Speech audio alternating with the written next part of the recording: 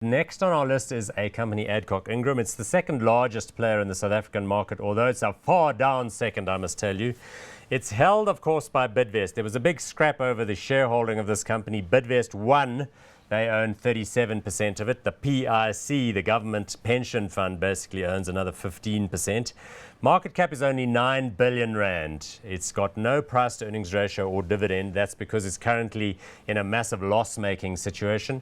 Under new management, Kevin Wakeford was moved in from Bidvest. It's taken big write-offs associated with some of the mistakes of its past. But remember, this company has big OTC, that's over-the-counter drug assets, like, for example, Panado, some of South Africa's best-known drugs like Corenza C, that's the OTC stuff people take for colds and flus. The interesting thing about it is there are other planks to the business. They've got a portfolio basis of pharmaceuticals, which are locally approved by the Medicines Control Council. They also have a critical care division. That's the Baxter business. You may have been in hospital and noticed the blood bag they put on that little pole next to you has got the brand name Sabax on it. That's one of theirs.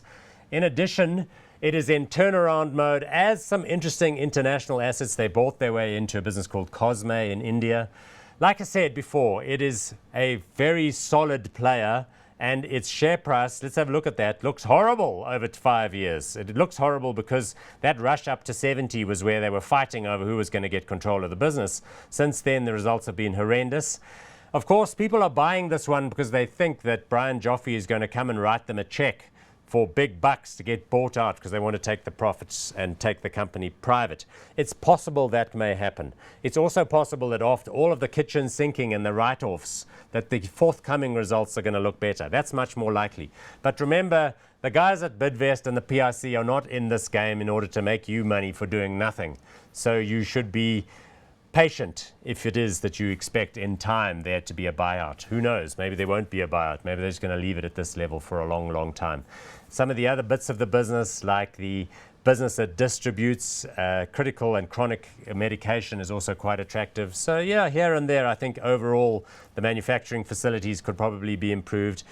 I'm hot on this one. I like the sector. I think this is a company that's done particularly poorly and deserves to have a better future under fresh management. So there you go. Another hot for you to add onto the list of stocks to consider.